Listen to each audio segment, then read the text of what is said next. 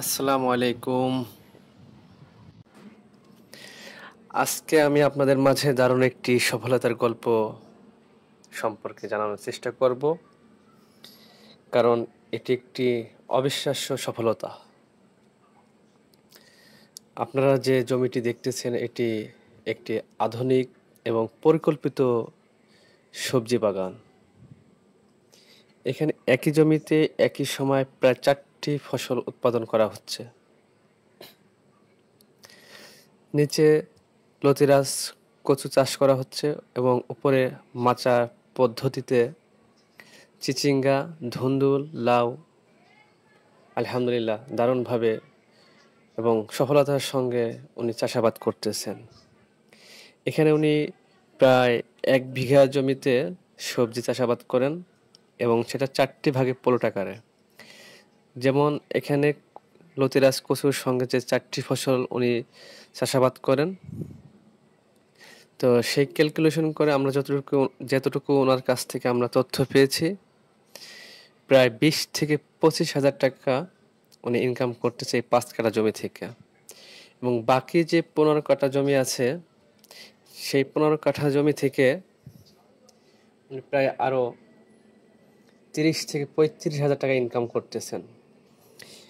এবং এখানে মূলত উনি লতিরাজ কচুটি এবার প্রথম চাষাবাদ করছেন এবং প্রথম বছরেই উনি সফলতা অর্জন করতে সক্ষম হয়েছেন আলহামদুলিল্লাহ। এবং গড় হিসাব করলে দেখা যাচ্ছে উনি এখান থেকে প্রতি মাসে 55 থেকে 60,000 টাকা ইনকাম করতেছেন 1 বিঘা জমি থেকে। এবং উনি পরিকল্পিতভাবে আগামীতে পুরো জমিটাই লতিরাজ কচু চাষাবাদ করতে পরিকল্পনা করেছেন এবং উপরে সবজি থাকবেন মাচা আকারে। এবং বর্তমানে ওনার যে আরও 3টি প্লট রয়েছে 1 বিঘা জমির মধ্যে, সেখানে উনি আলহামদুলিল্লাহ উনি বেশ দারুণভাবে সবজি চাষ করতেছেন এবং বাজারজাত করতেছেন। ওনার সবজির মধ্যে উল্লেখযোগ্য রয়েছে শসা, ধুন্দুল, চিচিঙ্গা, পালং শাক, লাল শাক এবং সিজনাল কিছু ফ্রুটসও থাকে, যেমন বাঙ্গি, তরমুজ, মিষ্টি কুমড়া। এই ধরনের জাতীয় সবজি ফল উনি এখানে উৎপাদন করতেছেন, সেটা প্লট আকারে।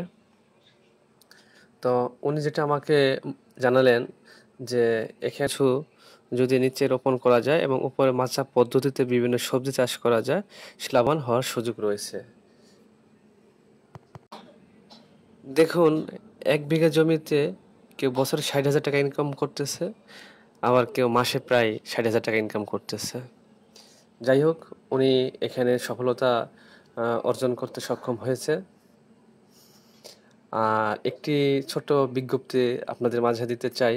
যদি কারো প্রয়োজন মনে হয়, আপনারা লতিরাজ কচুর চারা নিতে আগ্রহী, তারা অবশ্যই আমাদের নম্বর যোগাযোগ করবেন, কমেন্টস করবেন।